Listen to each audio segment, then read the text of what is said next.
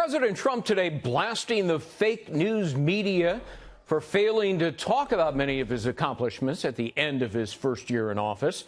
We've compiled a partial list. In addition to scoring an historic legislative victory on tax cuts, the president repealing the Obamacare individual mandate, scoring a deal to open up Arctic drilling, a record stock market, the rollback of Obama-era regulations, a lot of them, nearly 1.7 million new jobs created, the confirmation of Supreme Court Justice Neil Gorsuch.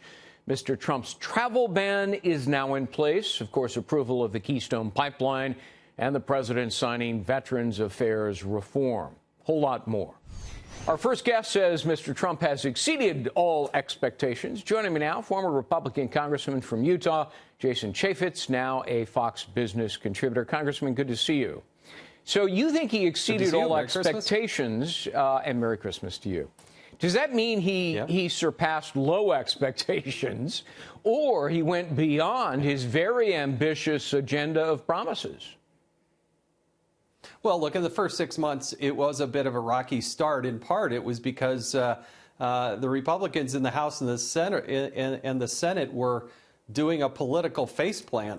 Basically, they were running into each other and defeating each other, even when they didn't need Democratic votes in order to have Republican victories. And so that is less of a blame on President Trump and more on the Republicans having all the levers of power. But somehow, I think, in its own strange way, the failure that was repeal and replace Obamacare got them to collectively come together, be united, and say, we have certain political death if we don't get our act together and pass meaningful tax reform. Well, I think the president lived up to everything he was supposed to do. Republicans got hammered for their failure in repealing fully Obamacare. So it was sort of a wake-up call to them, I think. So, look, everybody's talking about, wow, huge tax cut legislation that was passed. The president signed it into a law. That gives him enormous momentum. That's the word of the day, momentum. Well, you know, you and I know that momentum can be fleeting. It'll evaporate like rainwater on a sunny day. Can he carry this forward? Well, it gets much more difficult come January 19th when you have to actually fund the government.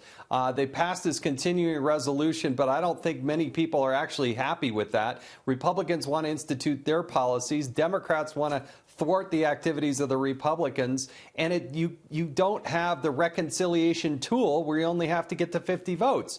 And so it becomes much more difficult, particularly in the Senate. And then when you take on some of the more contentious discussions like DACA, immigration, and how to fund the government, infrastructure is not going to be as easy as I think the president reports, because we just spent nearly $100 billion on hurricane relief, money that was needed. But at what point do you actually cut some spending? Right, that's more relief, although some infrastructure rebuilding there that was destroyed. I want to ask you about the breaking news story tonight. Happened just a short time ago. Attorney General Jeff Sessions is now going to open an investigation into this report that the Obama administration gave a free pass to the notorious terror group Hezbollah over illicit drug trafficking, cocaine in the U.S., as well as money laundering. What do you make of that? Well, look, Politico, hats off to them. They've done a pretty amazing report with a lot of verification behind it. It is absolutely warranted because they need to provide Congress the documents that it's been asking for. But it sounds as if within the Department of Justice they were making progress on Hezbollah, which was basically importing cocaine to the United States to help fund other activities. And for that to be put at the brakes on it, I mean, that smells it's a lot like Fast and Furious, which we saw at the beginning of the Obama administration. Maybe they didn't learn their lesson. I don't know. Yeah, how many lives were lost? How many people died of cocaine overdoses at the hands of Hezbollah? And President Obama allegedly said, oh, let's get them a free pass. No big deal. We really care about Iran. So it's pretty stunning report. Let me move on now.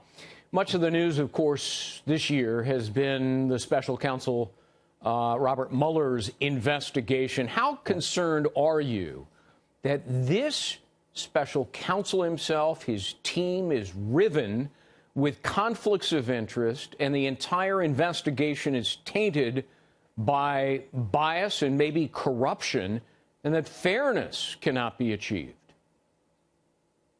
I think we have moved beyond the idea that bias, which I think is well documented and pretty well understood from very, very senior people on Mueller's team within the Department of Justice. I worry that we're into this collusion category where it's not actually Trump collusion with the Russians. What we're worried about is collusion with the Hillary Clinton campaign and an effort to not only take down Donald Trump, but trying to prop up Hillary Clinton. And then I also worry after the election, what did they do, particularly Bruce Orr and his wife, Nellie, the Fusion GPS angle? I mean, there's so many different facets to this story.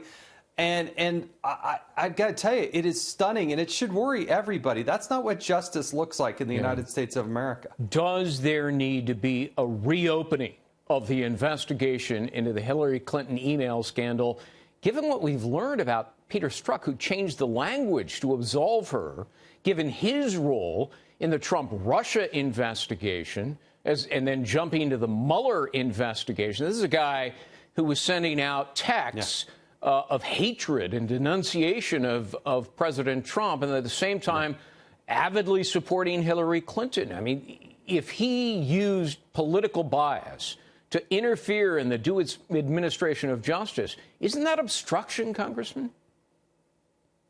Well, I have not been a fan. Yes, it is, by the way. I have not been a fan of opening up and putting into place another special counsel. I mean, how's the first one working out? I would hope everybody to understand that inspectors general come with a lot of weight. Michael Horowitz, who is the inspector general at the Department of Justice, has 450 employees, something like a $100 million budget.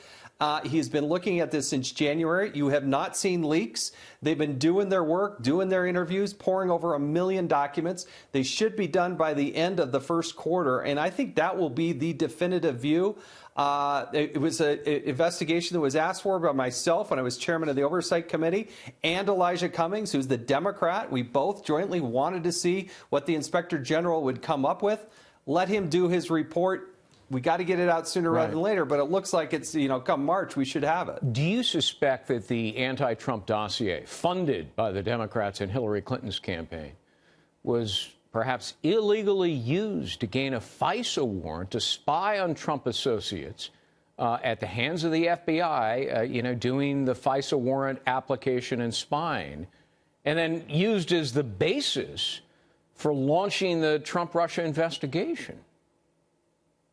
Well, certainly, if you listen to Congressman Jim Jordan and others, that has been the question. And when it was put to Director Wray, when it was put to Rosenstein, when it was put to, some very senior people at the Department of Justice, they won't answer that question, which should be the flashing red light that very well may have been. So it's a bogus document funded in part through the Hillary Clinton campaign, Democratic operatives. You had the DNC that's partially involved here that got questions about that.